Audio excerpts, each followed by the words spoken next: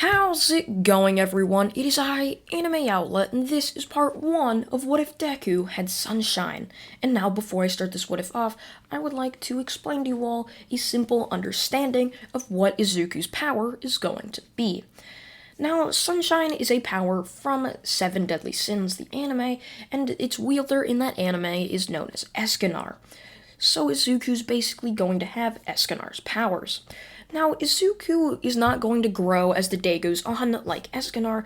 He's actually just going to stay the same size. However, his power level is going to grow immensely as the day goes on, and he's even going to have a very powerful minute right after 12 p.m.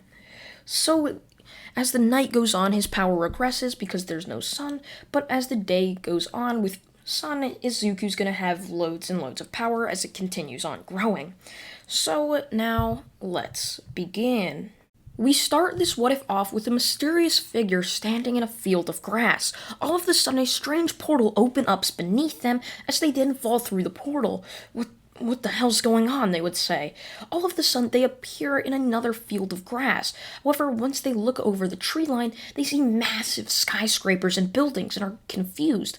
What are those? They don't look like the castles of his day. As this person would then continue on walking, as you would end up seeing another person walking. This would be a very beautiful green-haired lady.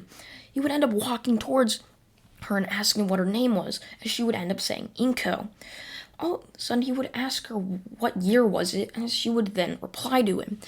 He was completely in shock. It was nowhere close to the year that he had just been in. Everything looked completely different. He would ask her about how everything changed, where were the castles and everything, but she was just left speechless. Now, a couple years would end up passing as those two are now happily married. This mysterious figure happened to be Escanor from the anime Seven Deadly Sins.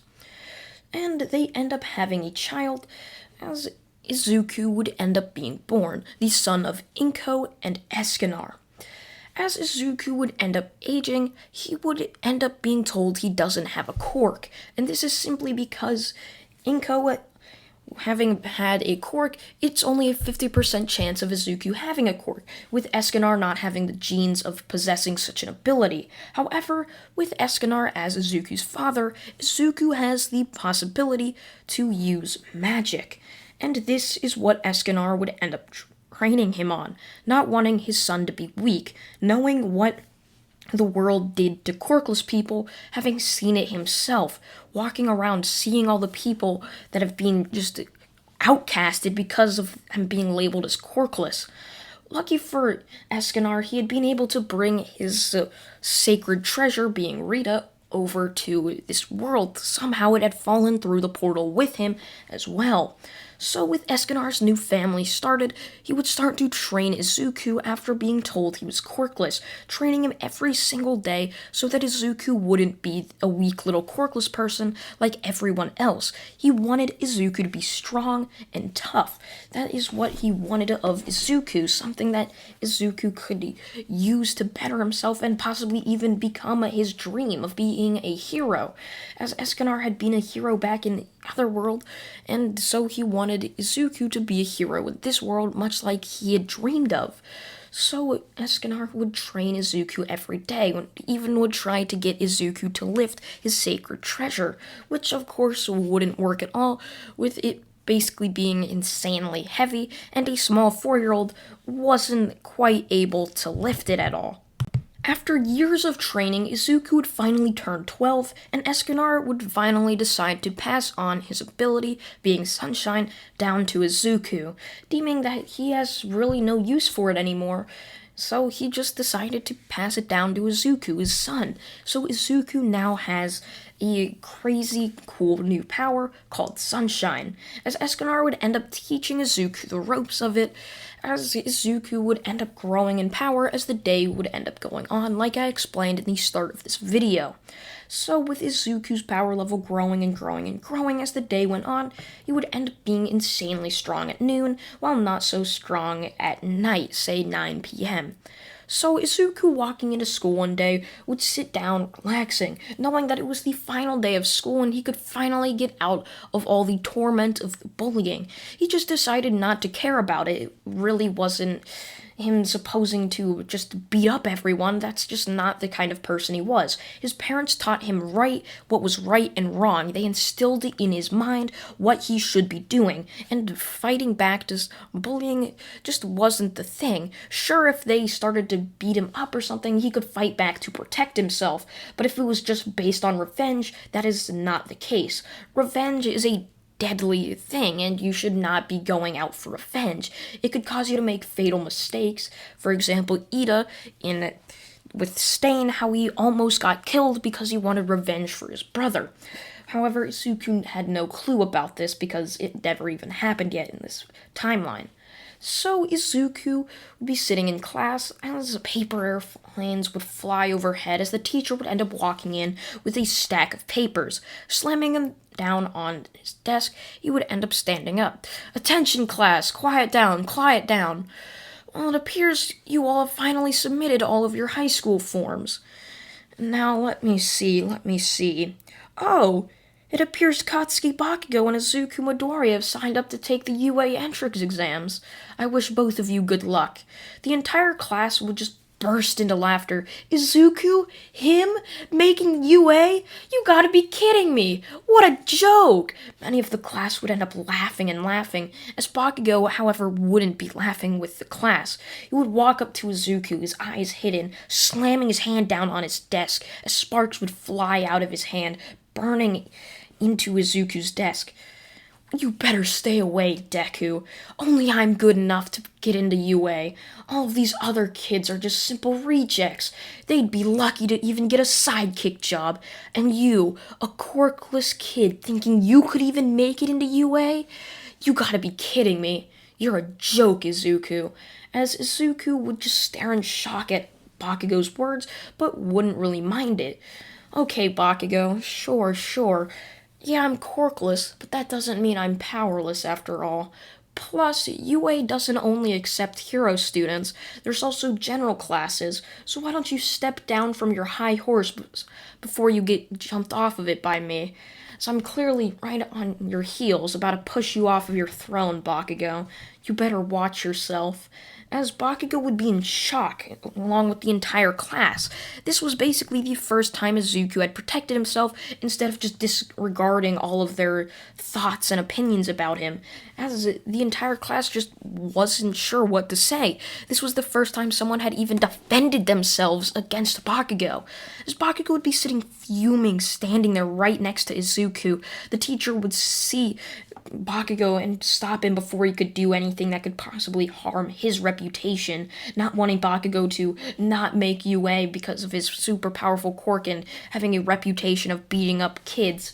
So he would tell Bakugo to take a seat, which he would angrily do so. As the day would end up passing, Izuku walked back home, happy about what he did. It was the first time he had defended himself, and it felt good. Izuku had always wanted to do this, knowing that he could possibly beat Bakugo in a fight. He just wanted to honor his parents' word, and that is something that was instilled in his mind, to honor their wishes, and so he just didn't bother do it. As 10 months would end up passing of long, grueling training, Izuku would finally have the time to take the UA entrance exam, as it was the start of it. The first day was just based on the written exam, as it was long hours, around 7 hours of exams for every single subject, like math, history, science, English, all of these subjects having to be taken in a singular day. And once they were done, Izuku would go out of there completely drained of all energy. It was so boring, question after question, having to read and do problems for 7 hours straight. Izuku just decided to go back home and take some rest, and hopefully get some of his energy back and enthusiasm about this UA test for the hero exam that would be set for the stage tomorrow morning. So when Izuku would wake up, he would rush to UA excited, and he would finally be taking the UA entrance exam, and he was finally going to make it. Izuku would rush in, however he would bump into someone not paying attention, looking up at the massive UA building once again. As this person in front of him would end up falling down, Izuku would jump back saying that he was so sorry for this before putting out his hand out. There he would see the face of a young brown-haired girl, as she would then say, "Oh, my bad, I was kind of just standing still. You're the second person to bump into me. I just kind of got stuck in the road, lost in how marvelous this building is. I could see it yesterday, but now it's even more beautiful. I really hope I can see this every single day." As Izuku would say, "Yeah, me too. Hey, my name's Izuku Midoriya. What's yours?" "Oh, it's Ochaku Uraraka." As she would then grab Izuku's hand before he would help her lift up, as Izuku would then rush back off into the auditorium, as the person behind him, Uraraka, would then do the same. As Izuku would sit down, he would see a yellow-haired blonde person step up onto the auditorium. He had never seen this person before, as one of the people he would end up overhearing was saying, "Oh, that's the hero present Mike. I saw him yesterday. He must be the teacher for this kind of thing." As Izuku would just think, "Oh, so I guess that hero's present Mike, I guess?" Still don't understand who that could be. As Izuku would end up hearing Present Mike explain the UA entrance exam. How there is just robots that you have to defeat. A 1, 2, 3-pointer and a massive 0-pointer that you should probably just ignore. And you're going to have 3 hours to not go unconscious and to defeat as much robots as possible. But I must warn you all, these robots are made of the hardest material that we could get our hands on. And so breaking them is a severe challenge. The principal here has calculated it'd take you just around 10 minutes to destroy one 1-pointer. So I suggest you all work together to defeat points. Plus, we're looking for teamwork. Also, that could also net you a couple points, as Izuku would end up nodding about all this information before walking off. Every person in that auditorium was given a paper slip that had a letter on it, either from A, B, or C. As Izuku would be given a paper slip with the letter A on it, he would walk to City Site A, where he would end up being seen in a hallway, where he would then spot the brown-haired girl again, walking up to wish her good luck. However, he was stopped by a blue-haired person. "Hey, you probably shouldn't distract her. She's probably just really focused or something." As Izuku would disregard that, however, he would see the doors had rushed open. He would immediately jump out right past everyone else, jumping to destroy robots, as he would then grab on the back of his back. There would be his sacred treasure now, being Rita. He had told the teachers there that Rita was a part of his quirk, as he basically had to lie to everyone that he had a quirk and not some mysterious power, as he would kind of be suspicious if someone just showed up with a power that they said wasn't a quirk. So Izuku would just say his axe was a part of his quirk, and so he would get off by using it. So Izuku, now wielding his axe in one hand, he would end up seeing the beating sun above him, knowing that he was already going to be quite powerful. However, he wasn't nearly as powerful. It was just around a quarter till or 15 minutes until 12 p.m., knowing that the hero assignment or whatever, the exams were going to be an hour or 3 hours long. He knew he was going to destroy tons of robots. As Izuku would see a run pointer chasing right at him, he would slice its head clean off, causing the teachers in the watching room to jump right out of their seats. "What? Did you just see that? That kid's quirk just sliced right through the robot. We've seen others with sword quirks and things like that, but they couldn't barely even dent it with their weapons. How could this... What? This makes no sense." Nezu would just smile sitting down in his seat, knowing that this year's class of new examinees and students was going to be a strong one, and he wished for the best for everyone entering UA, as he was going to make sure to push them as hard as he could, since they're possibly going to be the strongest ever. As he would then switch to another screen, where he would see Katsuki Bakugo easily tearing through a horde of robots using his explosions, as the teachers would be in even more shock. So I'm assuming you know this class is going to be the strongest ever, correct?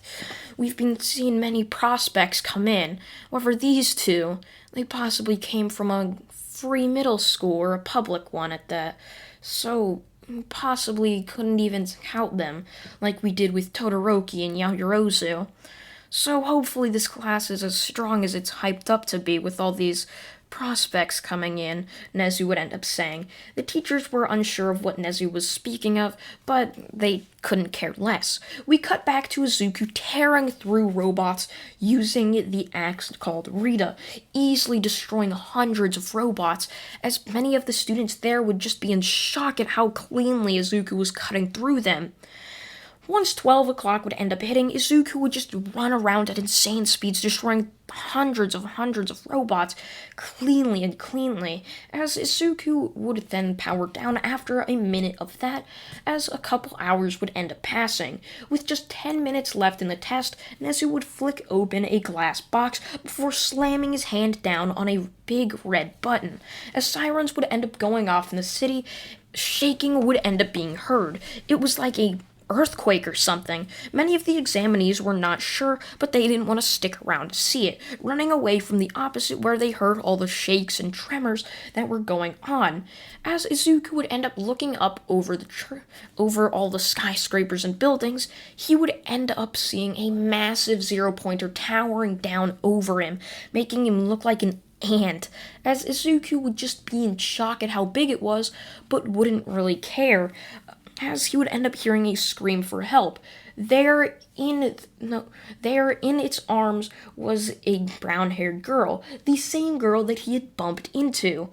Izuku would rush over towards the zero-pointer, knowing that he's got to save this life, as he would jump up using his insane power, grabbing his axe before swinging it back behind his head and slicing it right down through the top of the zero-pointer. He had used the buildings around him to propel himself even higher, as if jumping like parkour from building to building before he was at the highest one to propel himself up, as he would end up creating a small cut right into the zero-pointer, where he would end up grabbing into that, denting it open, peeling back the metal, where he would end up grabbing his axe once again, which was stuck in the metal right next to him, as he would then slice through the wires, causing sparks to fly everywhere, as the zero-pointer would then start to malfunction. Its arms would end up flying crazy, as Izuku would grab his axe once again, jumping towards its arm before slicing its arm off, before propelling himself using momentum